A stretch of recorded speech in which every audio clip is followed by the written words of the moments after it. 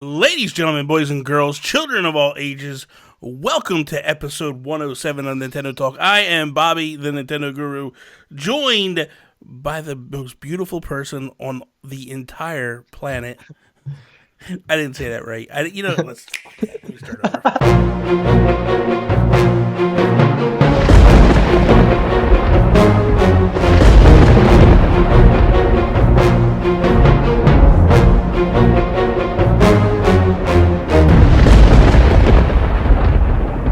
Ladies, gentlemen, boys and girls, children of all ages, welcome to episode 107 of Nintendo Talk. I am Bobby, the Nintendo Guru, joined by the best looking dude on the planet, Mr. NintenTalk himself, Patrick McNamara. How you doing, Pat? What is up, Bobby? What are we doing here? You know what we're doing here. For those that don't know what we are doing here, this show was typically run with my best friend in all the land, Toby, and he basically had to step aside a little bit. He had some personal things going on, and I took a break from it all. But I missed doing this show, and I wanted to get back into the rhythm and doing this show. And then we did the Game Awards this week, and I was just like, Pat, we need to do the people something. have spoken. Yeah, and it was crazy because I got a lot of messages privately. It was like, dude, you guys got a great chemistry. You got to do something again. I'm like, dude, there's something in the works, but we're not going to say what. So essentially, here's the way we're working this. It's a little different of a where you can find this as opposed to before, because we're doing something a little additional. What Toby? What Pat and I are going to do. Toby.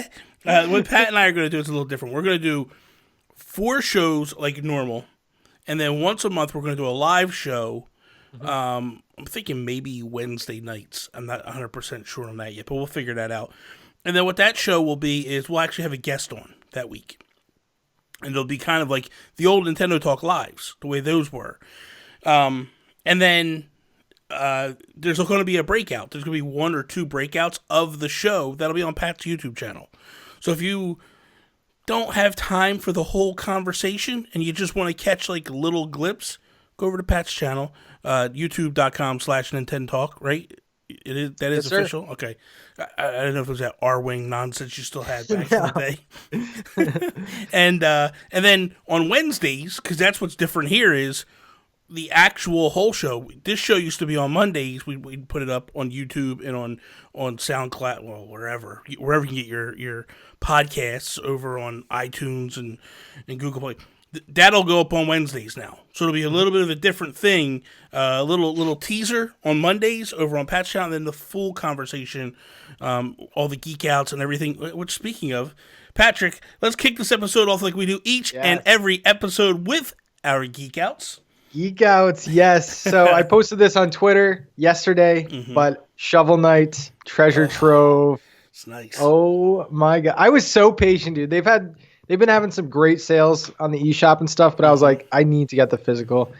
I saw like the original prototype at in Boston, and I needed it.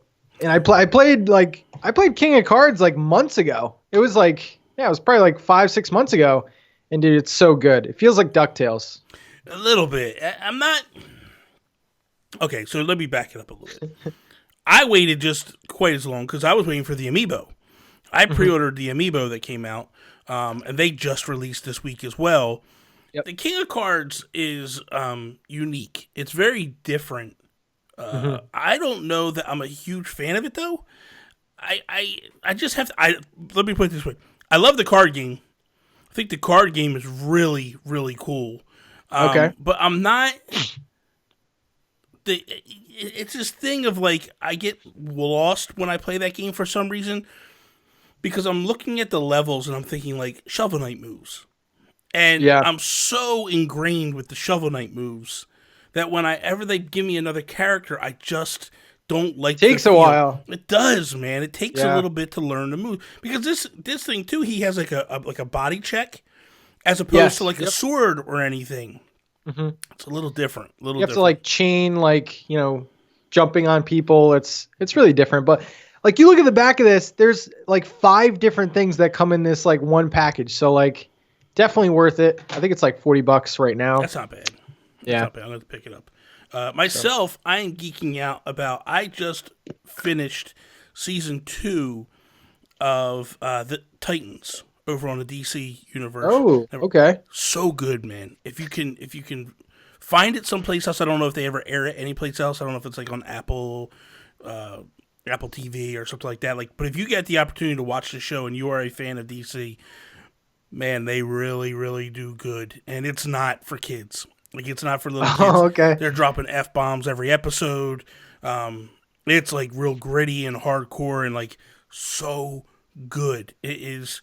What I love about it is, I've said this before. I don't know where I said it, but it reminds me of my youthful DC. Like, Yep. It's my Robin. Like, when I was a kid, it was Batman and Robin, but Dick Grayson was Robin for a very brief time, and then he went off. Batman basically fired him, and then he brings on Jason Todd, and then Nightwing becomes. And that's the segment that happened. Like, that's what this is how this thing starts in that era. Yeah. He's left Batman. He's no longer with Batman. Because everybody was like, whoa. I don't know if you remember the teaser. Everybody was like, why did he just say F Batman? And I'm like, because he don't like Bruce Wayne. He don't like Batman at this point. Yeah. You know what I mean? Like, he just got fired. He's pissed. He's angry. You know what I mean? Like, and then like, I love animated DC. Like, The Killing Joke was great. If you this ever isn't saw that. animated though. It's not animated? No, this is live action, man. Oh, this is amazing, dude. It's like Flash, Arrow, that type of stuff. So good. It's on the DC network. The DC universe is the actual. I'm gonna have to app. look into this. It's the actual app. I pay like $50 a year for it, but I got a special deal. I think it's $75 for everybody else. I got a special deal the second year because I bought it day one when they launched it. Okay. I bought a year for day one, so they were like, "Hey man, since you're a loyal customer, anybody that bought like day one, or I think it even went like month one, we're gonna give it to you for $50 moving forward." It's like DC Netflix, pretty much. Basically, yeah. But the cool thing about DC is you can actually read comic books, get a bunch of movies, plus the television shows, plus a bunch of animated stuff. They got animated movies, animated television shows. Like, you could go back and watch all kinds of stuff, man. Like, you could watch the Teen Titans. What is it? Teen Titans Go. They got that on there. They got they got a new Harley Quinn show. It's actually like not for kids. It's kind of a little bit more edgier. You know what I mean? Good stuff. Good stuff. Nice. So, let's jump into this week. We're going to kick off with news. We have some news stories that we want to touch on before we get into our topics. First story is Nintendo Switch sells 50,000 units on day one in China with its Niko partner. And this article comes from GameBiz or GameDaily.biz.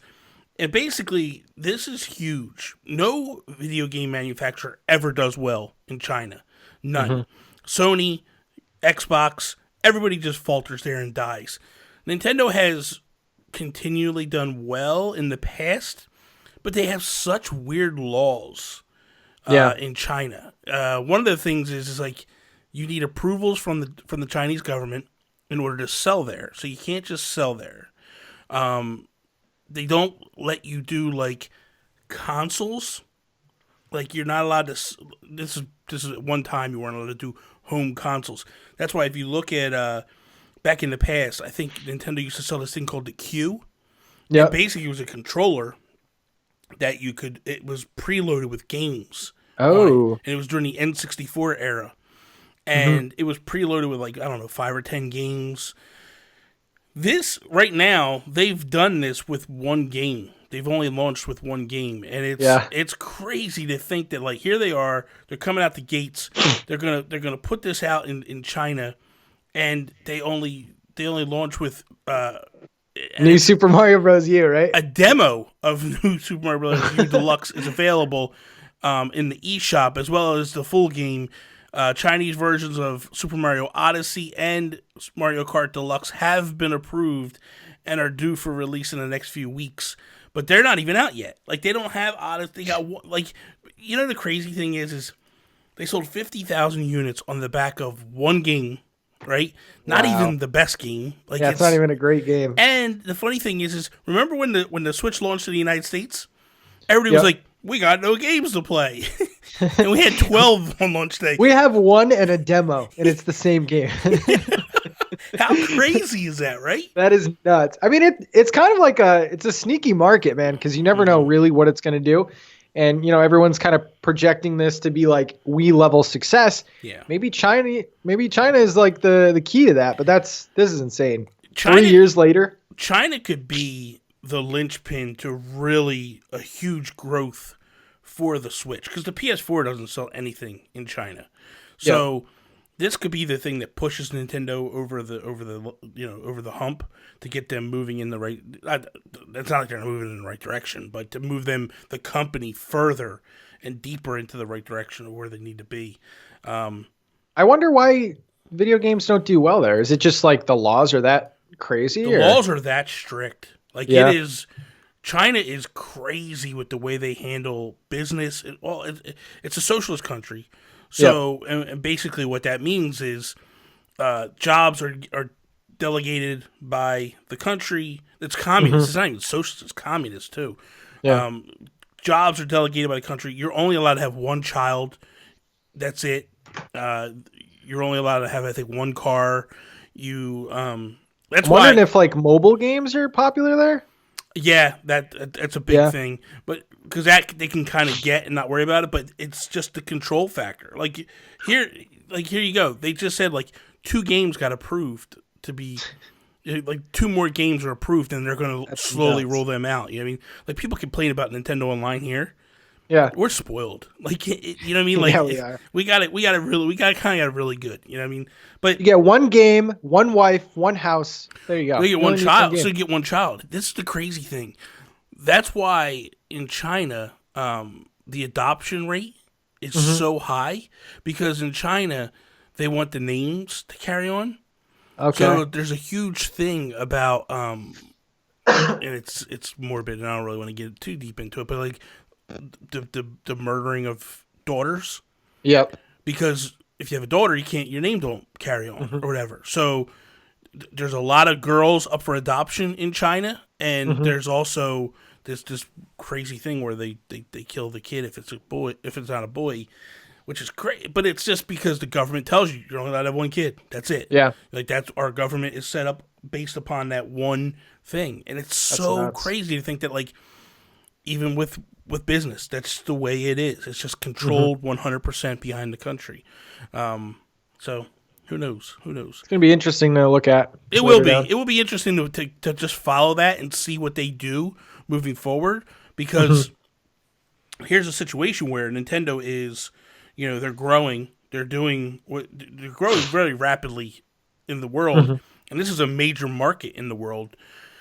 So the fact that they got billions of people living there. Like it's crazy the amount of people that live in China. So, and it's a massive country, so we'll see. It'll definitely be interesting.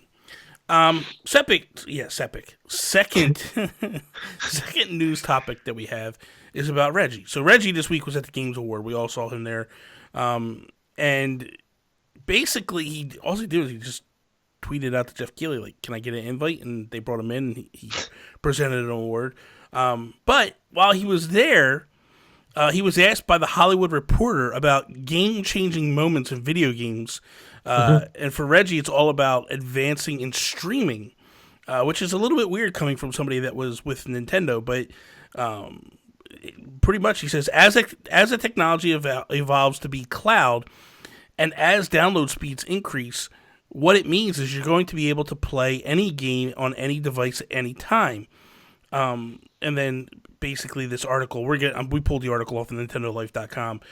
They're saying, of course, he doesn't expect it to take off right away. When it does, though, he believes that it will provide players with some meaningful experiences. He says it will happen over the next decade and be something that is really meaningful for players. He continues on to say, if you talk to really active gamers, there's a level of dissatisfaction because of the lag and other things that happen currently. The question is, at what point will there be the technical infrastructure for that be a truly compelling experience? And that's the crazy thing. Like, so we do know that Google Stadia hit a couple weeks ago. xCloud is in a beta state at this moment. Mm-hmm. And it's just nuts to hear that, like, there is a definite lag input that people are upset. Bad. Yeah, people are upset about it. And it really, we didn't talk about it too much during the Game Awards, but they're lying to customers straight up, or potential customers. And I don't agree with their ad thing. They're basically pushing 4K at 60 frames. If you watch those ads from the Game Awards, that's what every single ad said. 4K, and the amount of people who can actually stream at that strength is a lot lower than what they're saying, yes, if any. Yes. Really. I talked to Todd Oxtra this week. I messaged him, and we were talking about it a little bit. And he said, he goes, dude, I can barely get 720. He's like, it's crazy. He's like, I am very dissatisfied with the product at the moment. He goes, I have faith that they'll fix it. I don't have any faith in Google at all. I think if this is going to work, it's all on the backs of Microsoft. I think they're in on it a little too early. I think it's, see, what I feel is the way that Microsoft is handling this is, hey, here's our cloud gaming. This is the future. But by the way, here's this gigantic brick block that we're going to put on your shelf, and you can play with this thing for the next generation. And then, which, like Reggie's saying, in the next decade, right? So a decade is typically a generation of gaming. Mm-hmm. A console will run anywhere from 7 to 10 years, depending on how good it does and across the board. So it's interesting to see that, like, A, Reggie saying, 10 years, and then B, here's Microsoft, who's in on the ground floor of it, going like, here's Project X Cloud, you can work with this for now, but here's your big beast.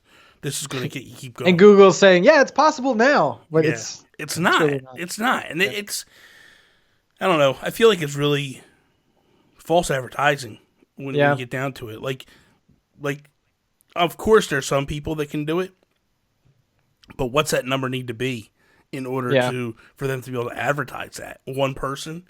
That's not right. And I feel like if you're looking at this quote, I think a lot of people are going to say, wait, Reggie's saying this, so is Nintendo close? And that's not really the case, because Reggie is he's part of the gaming industry now. Yeah. Yes, he has ties with Nintendo, but he's more of like someone in the industry talking.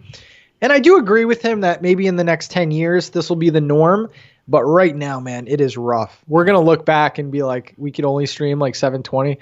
I personally don't have any, I don't really have any interest of streaming. And I don't think necessarily gamers want to stream. Like, the best experience I've had with something like this is Game Pass. But even then, you have to download to your console. Yeah. So I think in terms of streaming, yeah, he's probably right with 10 years minimum, I think, to get a good experience. For me, an old school gamer, I'm not a fan of this idea at all. I mean, you just held up your Geek Out as a physical copy of Shovel Knight. Yeah. I want to be able to play my games anytime I want. That anytime, anywhere philosophy, that only works if you have an internet connection.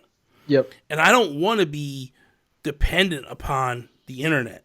Like, right now, I could literally go on a car ride and play, a game, or I can go on a flight and play a game. But you can't necessarily do that anytime, anywhere. Like, that's what's beautiful about the Switch. I feel like the Switch is the closest to that mantra, anytime, anywhere, than anything.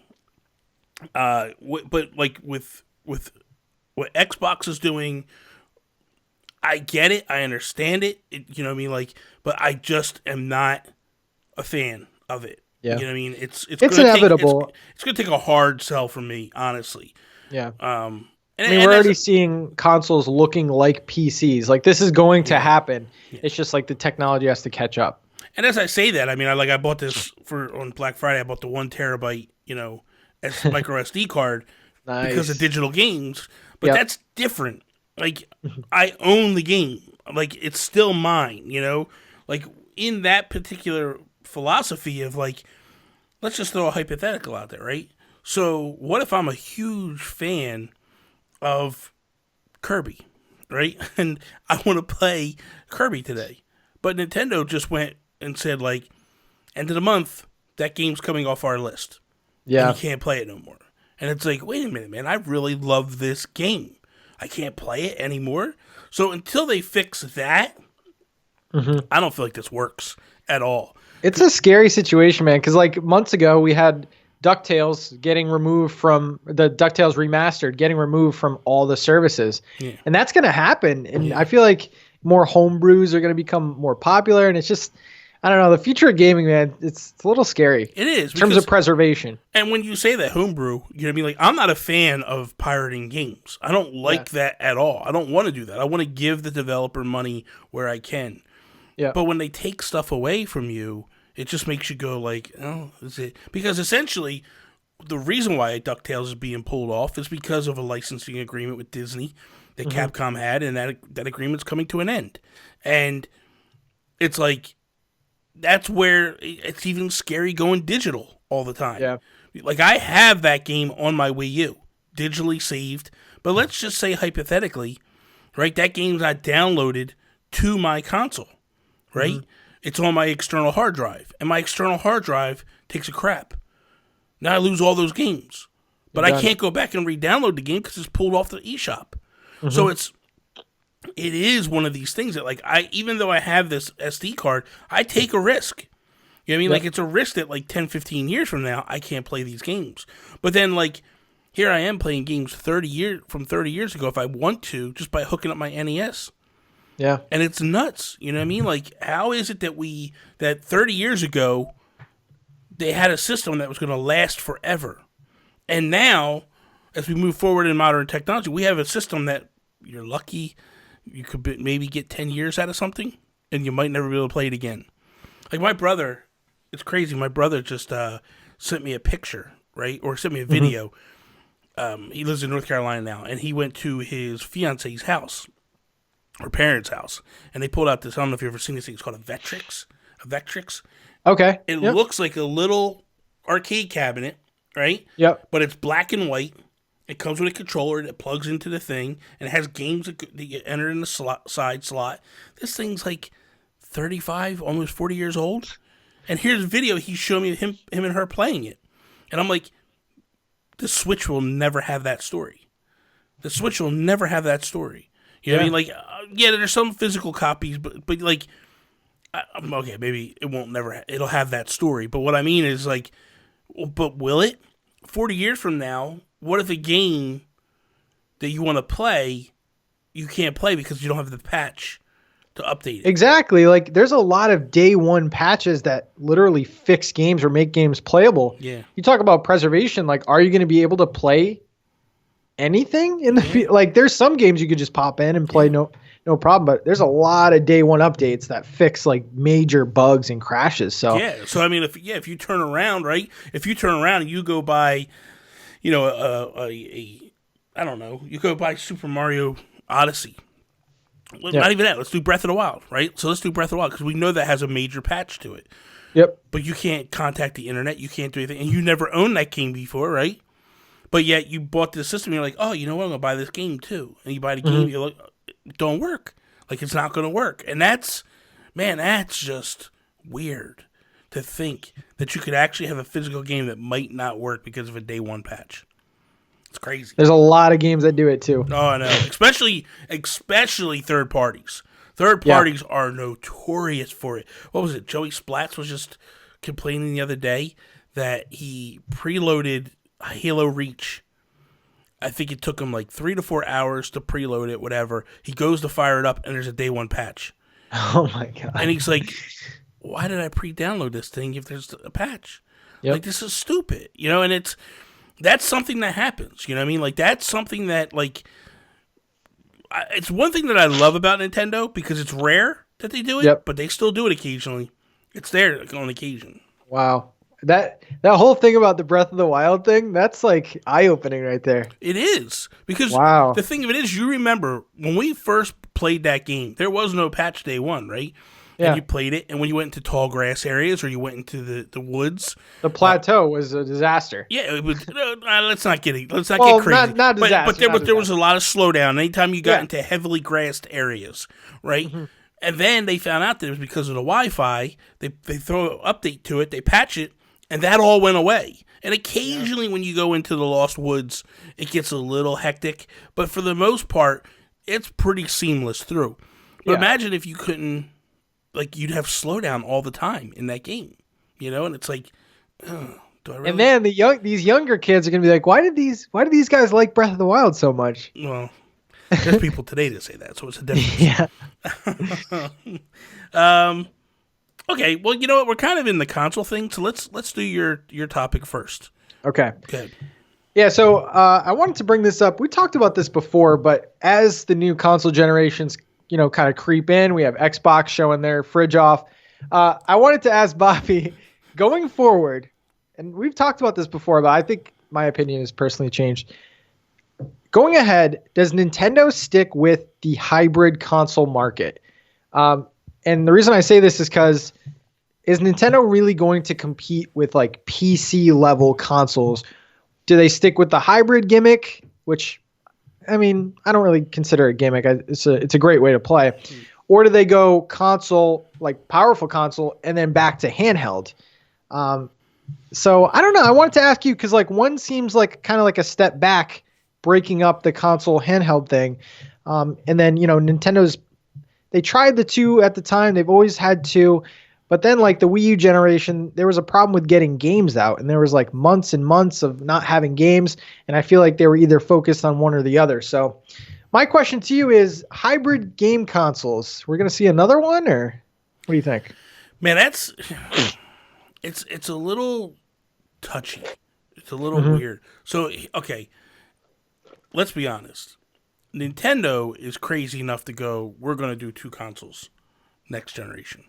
We're going to do a home console and a handheld and totally go opposite of what the Switch was, which I think is a mistake. But that's neither here nor there.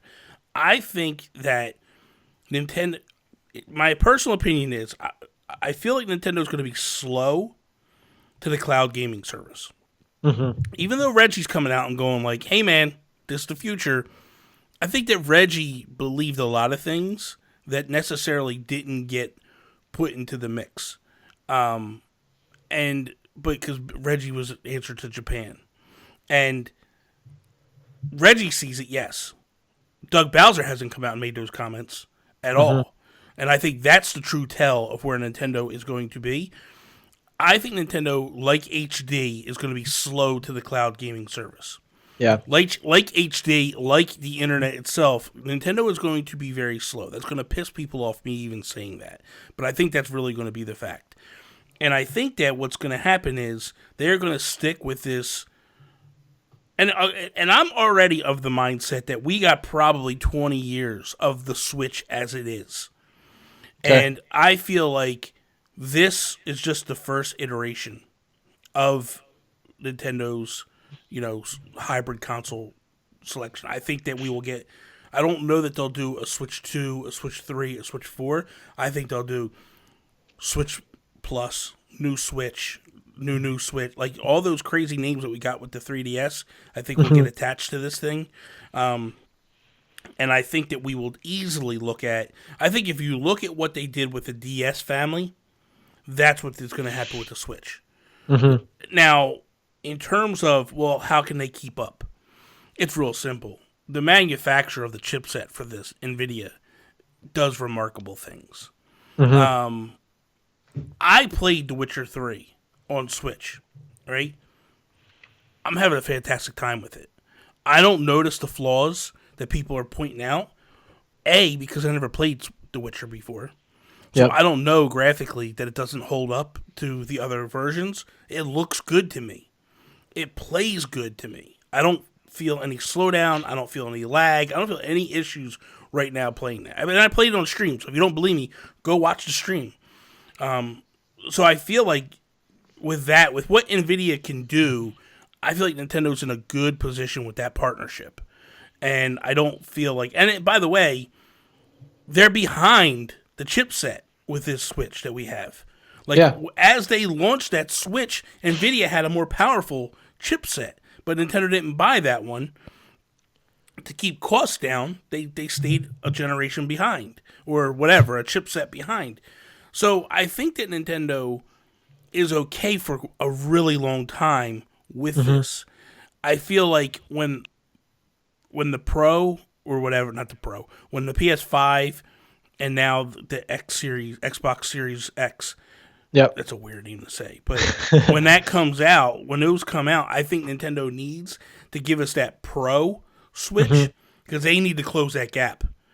And I think it's a situation of, and I think Nintendo's in a weird position because they're going to have to be able to do this Pro version, but they're legitimately going to have games that won't be able to play on the Switch Lite and the Switch. And I think that's going to make people mad. And then where do you go?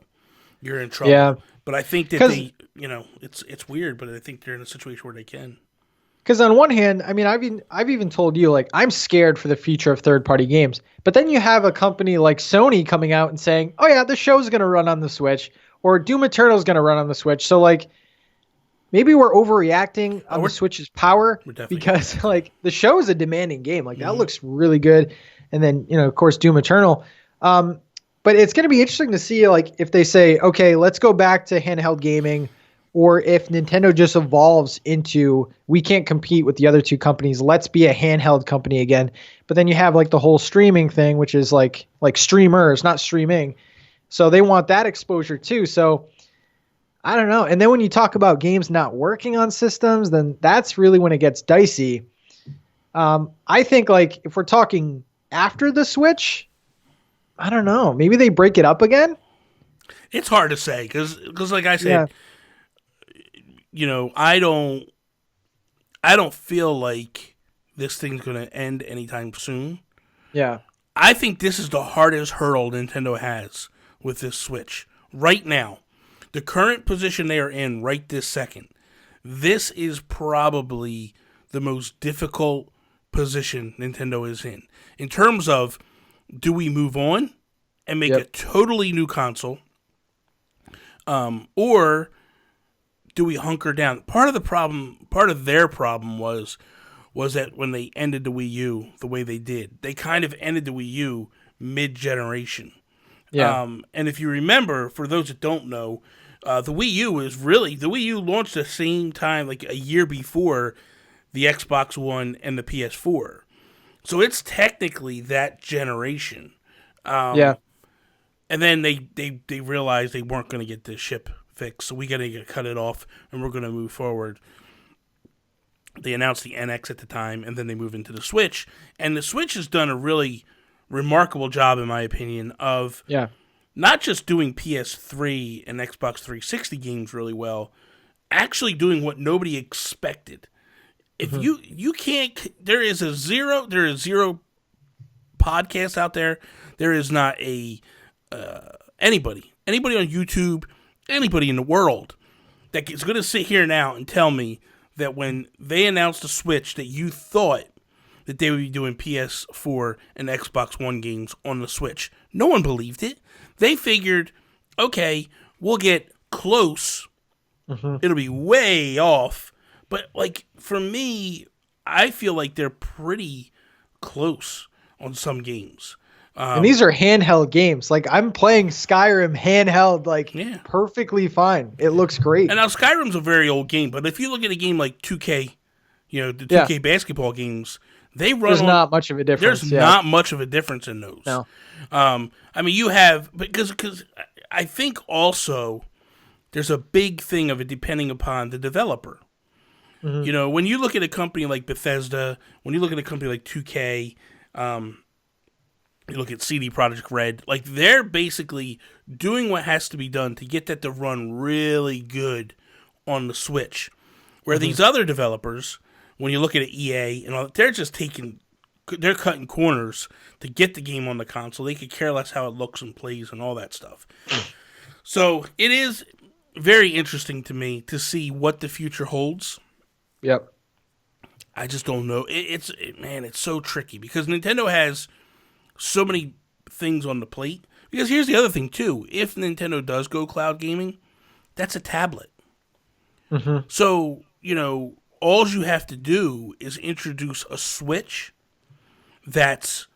if you introduce the Switch that had a web browser on it, Mm-hmm. it's lights out for that thing. Yeah. Because then all you do is they wouldn't have to do a web browser. All you'd have to do is basically you sell the Switch. You think about it, the Switch is the perfect tool. The only thing that you're doing by introducing the web browser is, I guess, getting it so that way, like, Xbox and Sony games could play. Like, you could actually install their versions on there. I don't. We're offering like a Nintendo network, like Verizon. You know what I mean? Like, I mean, it's very possible. Yeah. It's not like it's not possible to do. So, but the thing is like, if that was the tablet, right, and you were playing with that, because what is it, Joel Brooks? Joel Brooks, I think, has I think SteelSeries put out an adapter that you put your, you put this little clip on the Pro Controller. Yeah. Or on an Xbox controller, whatever it might be, and then... Oh, and you could play just like that, right? Your phones, right? You create on your phones. But yeah. He actually he does it and sets it up with the Switch Lite. Whoa. So he sits there and can play Switch games with a Pro Controller in hand. That's cool. Like, it's really, really cool. And I think that's where Nintendo does, by doing what they're doing, offers a lot of variety and options. Mm-hmm. To what they're, what I mean? Like the Switch just has the ability to do so much that the other guys can't. And I think that's where Nintendo steps it up a level and goes, like, we have more to offer than just, because the thing of it is like, yes, you could play with your phone. Yes, you could play with your tablet. Yes, you could do all this stuff. But I think the one thing Nintendo will always and forever have a leg up on everybody is Nintendo games. Yeah. I don't feel like there's any game out there, any game company out there that's better than Nintendo in putting out enjoyable experiences. Consistent experience, yeah. Multiple, not just, because here's the thing, like, when you go, oh, well, Naughty Dog. Okay, Naughty Dog just does 2 franchises. And one of them, they put a wrap on. And then you go, well, EA. Okay, EA is a little closer to what Nintendo does, but I don't feel like all their experiences that come out are on an enjoyable factor. I feel like more times than not, they flop, then they hit a home run. And then, Bethesda. Oh, well, Bethesda does quite a bit, but Bethesda also pisses people off, like Fallout 76. Yeah. Like, there's more. I think that Nintendo puts out more games with more consistency and higher grade level than anything else. Yeah. And that to me tells something that, like, you're not going to get Smash on the xCloud.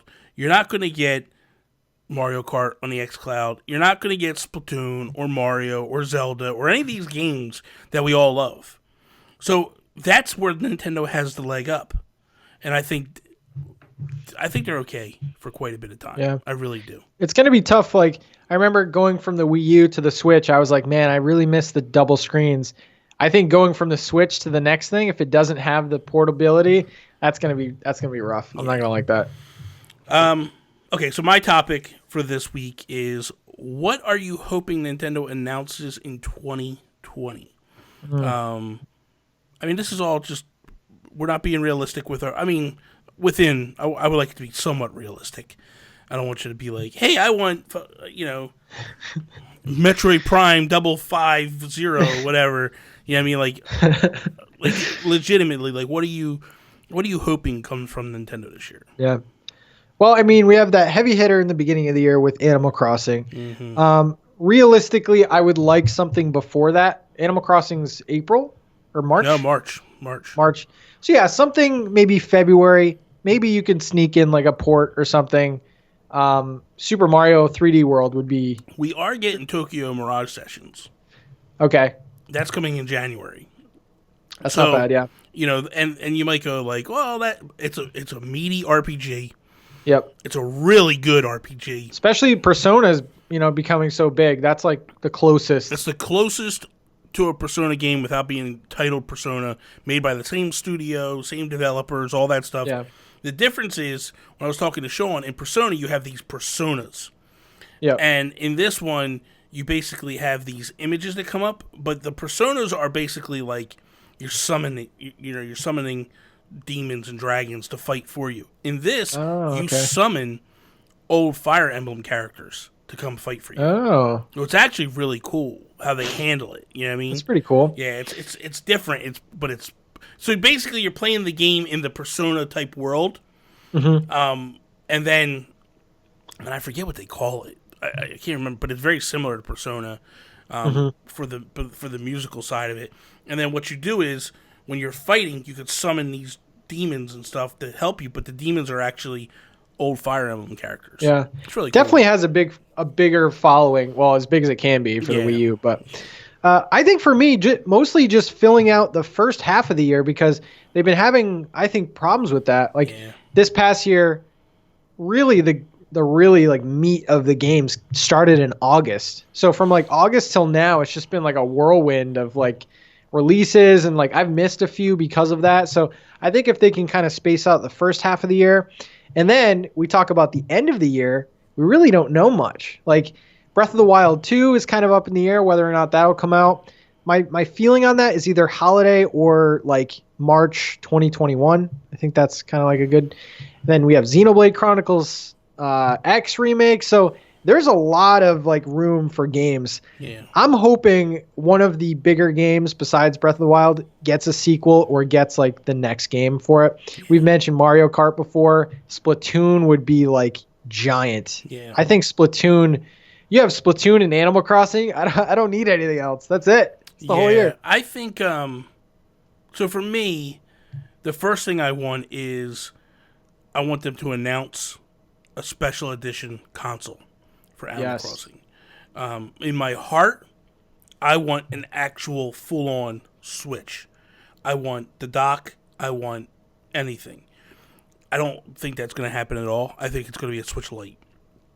Okay. The reason why I've been saying this for a while now is the number one the number one person that buys a Switch Lite is a female.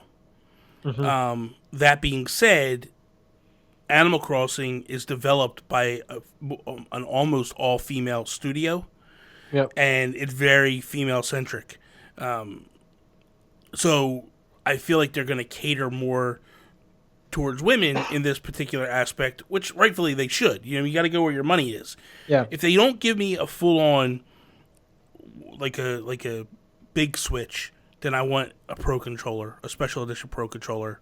Okay. But there's so much I want from Animal Crossing to happen. I want them to treat this like they would with a Mario, like they would with a Zelda, like they would with a Pokemon. Like I want them to go all in with this and really do it up and really treat this franchise like a grade A, a top tier. Beyond that, though, when I look at it, I want something. I'm hoping that Nintendo digs into the well and announces something that we're not expecting for 2020. So I either want one of two things. I want a brand new Kid Icarus game announced. I'm not saying I want to play these games in 2020. I want it announced. If it hits in 2020, wonderful. If it doesn't, I'm not upset about it. But I want to get it announced. I want a new Kid Icarus or I want a new Punch-Out game. Those are the two franchises that I love. They're near and dear to my heart from Nintendo. And I want them to go back into the well and really dig deep and give us something of that nature. Yeah. Punch-Out's a little tough because boxing's in a weird spot right now. But Kid Icarus definitely could do it. I could definitely see something like that happening. Yeah. But I agree with what you're saying. I do want them to work better on the first half of the year. I feel like it's been a big mistake on Nintendo's part of they've done this for 2 years straight now. This isn't just this year.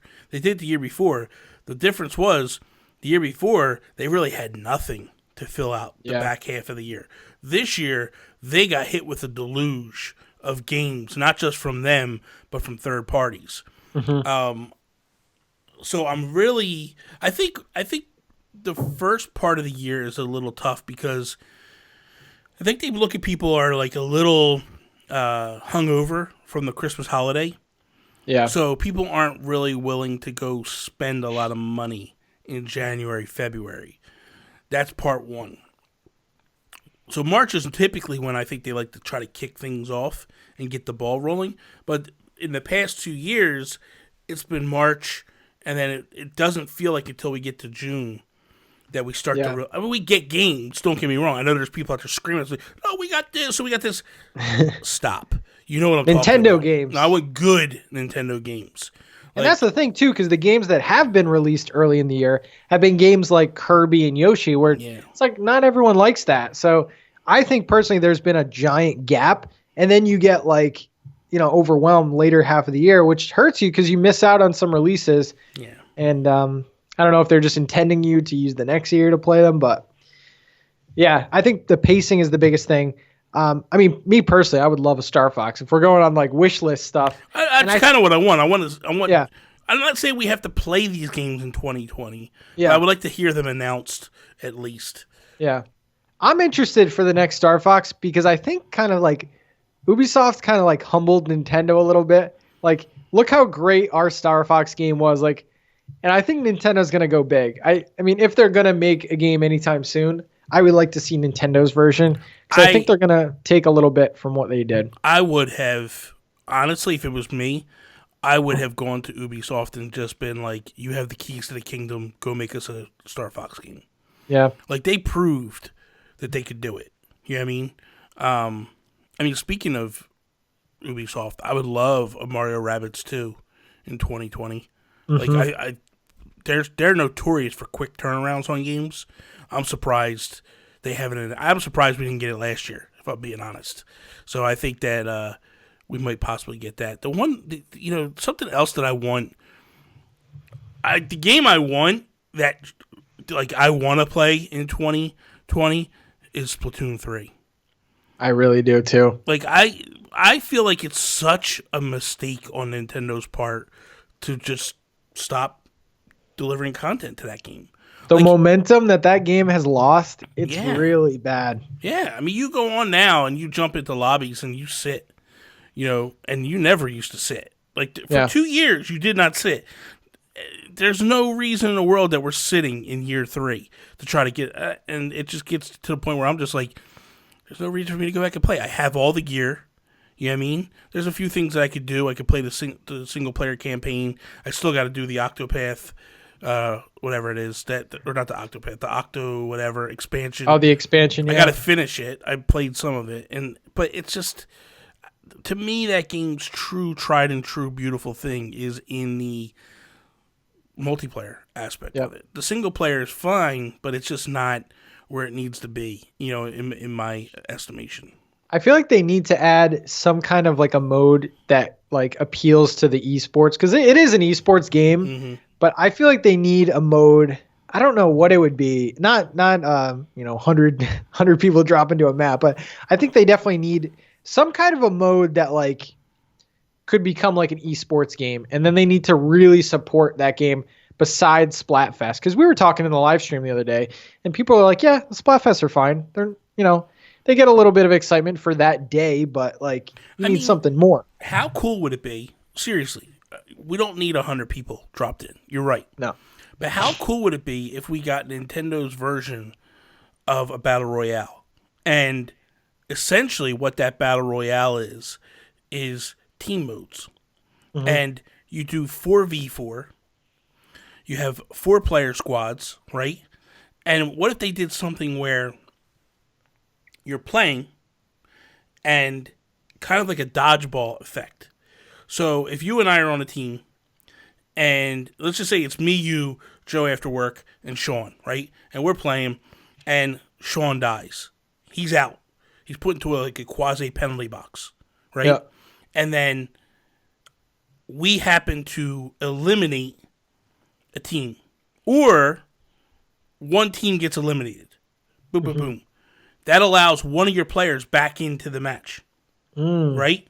Now you have let's say Sean died. Now we're back up to 4v4, and the other two teams that are now left, right? They're up to 4v4, and it's kind of like we go back at it again. But let's say this next round, we lose 3, right?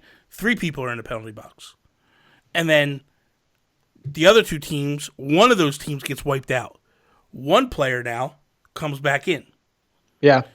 Now it's 2v maybe 4 or 2v3. And then you play the final match out, and that's what you do. And they make that mode more of... Now, here's the thing with Splatoon. Again, we're going to have people a little upset. Fine. What if they did it like this? What if they said, you go 4v4, and you have a time limit.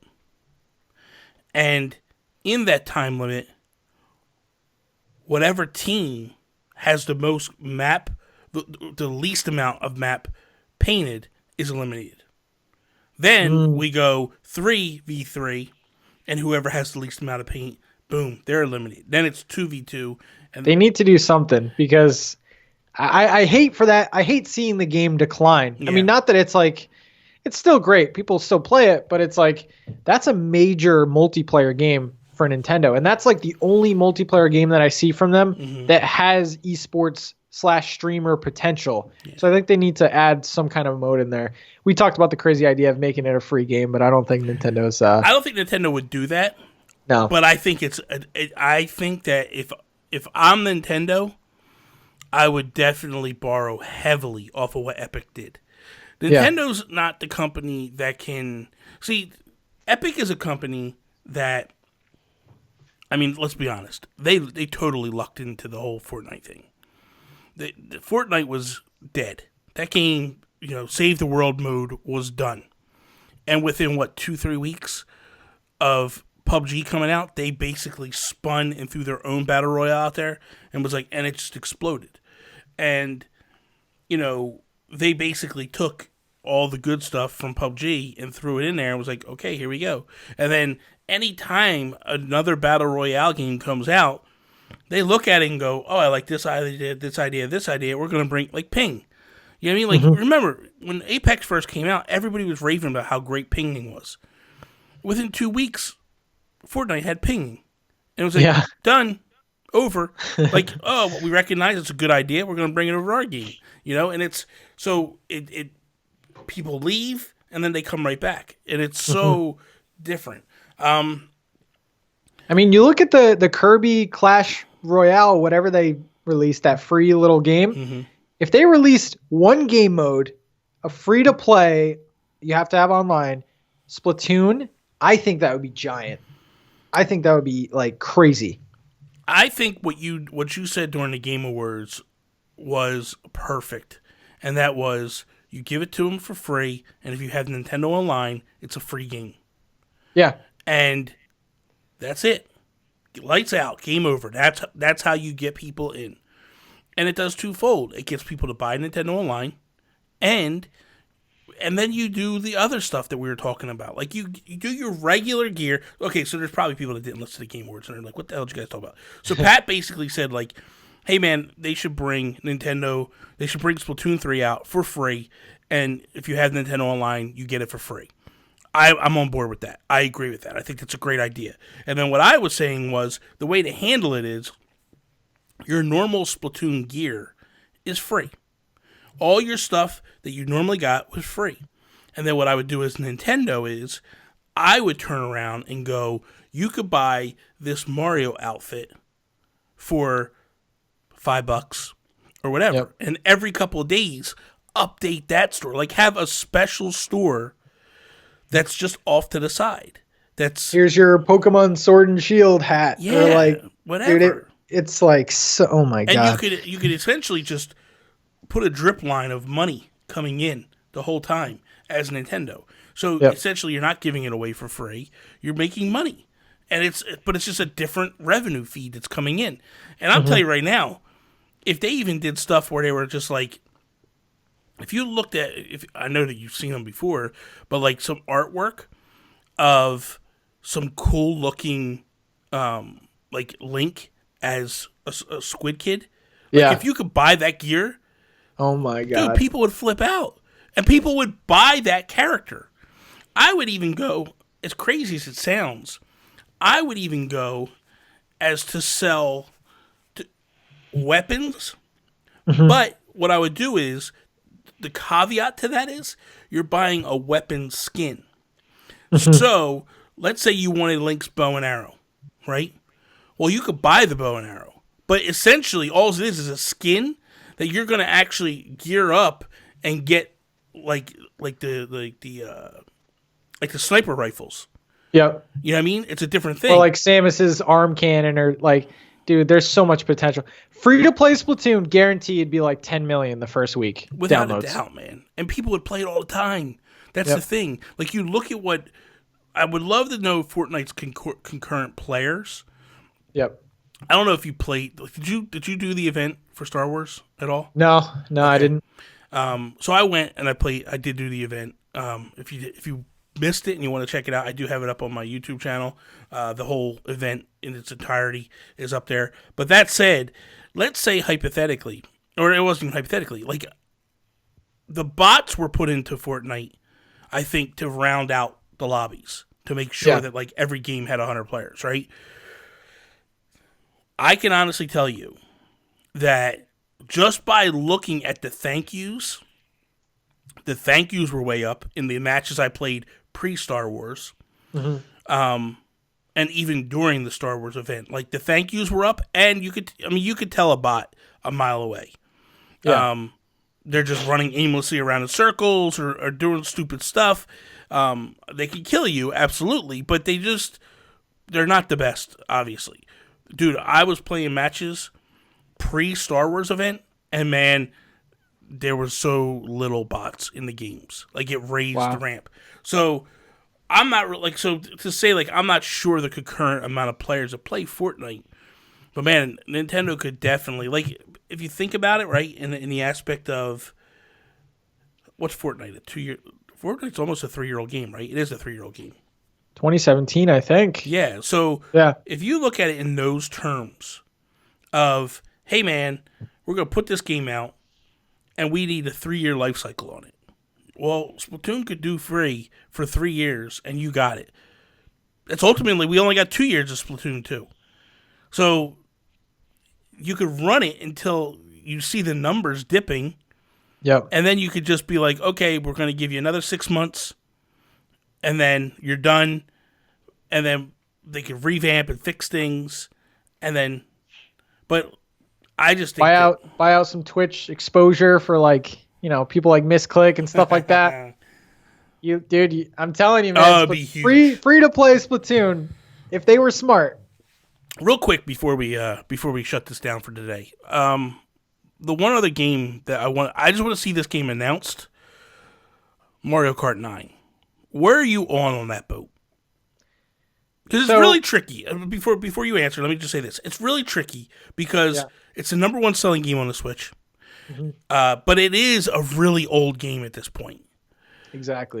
But you have a lot of people, like, I literally, for my nephew and niece, bought them a Switch. I bought them both a Switch for Christmas. I bought my nephew that Switch that came with Mario Kart in it, and then I bought my niece a Switch Lite and bought her Mario Kart. So, as I say this, I'm also part of the problem. You know what I mean? Yeah. But I'm curious what your thoughts are. Like, when is the time to pull the trigger for Mario Kart 9? Because go ahead. It's tough. It's tough because we've played it since the Wii U. We've played every single track. Like, I put in like probably 200 hours on the Wii U version. On the Wii U version. I was gonna say overall. I probably put 500 hours overall. Exactly. So for me, of course, I'm gonna say new Mario Kart all day. Yeah. But I mean, we have the new players who are just experiencing this Christmas experiencing it for the first time. So I think, if you're Nintendo, you could easily put out another, like, DLC pack, and it would do just as well. Yeah. Like, it would do 10 million, 20 million. So I don't know. Maybe it gets teased this year. I personally want the next one because I think what's due. What is it? 2014 came out? Yeah, something like that. It's been a while. It's been a long time, man. I mean, I'm all for the next one. Now, I want to address this like little thing that people are saying. How let's switch the name to Nintendo Kart and put all the. There's no way they're gonna ever call it anything besides Mario Kart or Smash Kart. People were saying too. I like the idea of having characters in. We already have them. Yeah. Isabelle and Splatoon and stuff like that. I want more of that. Now, I'm okay with them going like, here's Mario Kart. I almost want them to treat it like Smash Ultimate, where it's like, here's all the tracks. So if that's a game, right? So if Mario Kart 9 is a game that doesn't come out for another 2 years, right? But in that process, we get every single track that we've ever played. Oh my god! Remastered, right? Which isn't that much. It's not that much. I mean, it is, but it's doable. I think it's very doable. Because here's the thing: you cannot tell me that Nintendo's doing nothing at all with this franchise, right? Yeah. But you also can't tell us that for 4 years now, or I'm sorry, that game's probably at least. I mean, it's got to be a 5-6-year-old game, right? Yeah, at least. So when you look at it, you can't tell me, number one, that they aren't doing anything. And I know we're gonna have people going like, well, we did get DLC. Yeah, we got 2 DLC packs. Yeah. On the Wii U. And never got anything again. And there was very heavy rumors that the following... Okay, so the DLC packs hit. There was heavy rumors that E3, they were supposed to do another set of DLC packs. And then it dried up and it went away. So much so that one of the teases came from Nintendo EU or Nintendo UK, their Twitter handle. Yeah. Where it was basically they were showing one of the old school N64 contests or tracks. Remember the one with the train track that went through it? And they were saying like to be new is to be old again or something like that was the wording on it. So everyone was like, this is going to be a next DLC track. And then E3 came, they never announced it, and that tweet disappeared off the timeline and just went away. Wow. And I think somebody mistakenly tweeted a little bit too early and was the part of the problem. That's my own belief. I'm not saying that's true. That's my belief. I just feel like there's no way that Nintendo, 3 years later, is still... I mean, you figure normal games, right? Normal games for Nintendo franchises are 5-6 years, Yeah. We're moving into year 4 of the Switch, and that game came out 3 years prior to the Switch. Yeah. So we're in a weird situation of what do they do? But I'm willing to wait another 2 years. Like I said, I'm willing to wait another 2 years to just really hammer out a game that gives me every character, every cart, and it make it a legacy game. Just go to me and go, hey man, we're going to give you this. We're going to sell you a season pass that's, I pay $40. And then you tell me we're going to give you additional tracks, additional characters, all this stuff for free. Or you can just piecemeal it and buy it as it is. Dude, I would be on board for that all day long. If you said to me, here's everything, and guess what? DLC pack is coming out in 3 months, whatever. And man, you're gonna get Samus. And you're going to get the Metroid ship is a cart. And you're going to get one track that's in Planet Zebes. Dude. R-Wing Kart? Because here's the thing. Here's the thing if you think about it, right, Pat? Let's put our heads on this. There's a reason that Nintendo extended the DLC pack for the characters in Smash. And that's all because of the hype. They announce a new character, and dude, it's like Christmas morning.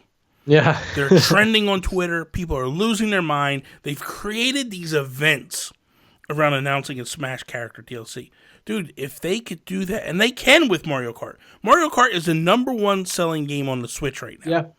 And it's not even Mario Kart new. It's a Mario Kart game that was on the Wii U that got the deluxe sheen, threw all the DLC in it, and that's the #1 game over Mario Odyssey, over Breath of the Wild, over Smash, over Pokemon, over everything. I think it's one of the most important franchises they have. Absolutely. This year, if you like announcements and like shocking things, this year should be huge because Mario Kart, Splatoon, like you could argue like Mario Party, they're all due. They're all due for something. Pikmin, like. Oh yeah, Pikmin's another one that I think we get announced this year and the game hits. And this is year 4 now. Big things. Big things. So that is all. Thank you guys for listening to another episode of the Nintendo Talk. We are back. Mr. NintenTalk himself, Patrick, is here. Going to be Bobby stole my name, but yeah. No, you get out of here, man. You were R-Wing nonsense or something. Don't even try that. But yeah, Pat's going to be here. We're going to be back again next week. We're going to have, moving forward, this is going to be the home of the podcast voice of Pat for a while. So, Pat, thank you for coming on. Thank you for agreeing to come in and be a co-host for me. That means the world to me. And Toby does know. I did reach out to Toby. Toby was like, no, that's good.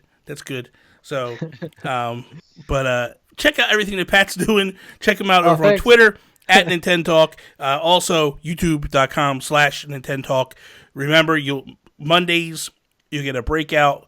Maybe even Tuesdays you'll get a second breakout because we could probably break a couple of topics out of these shows to put on his channel. And then, you can check me out over on Instagram, Twitter, at Nintendo Gurus. Also Twitch, Nintendo Gurus. That is all. Peace out, Preston. Peace.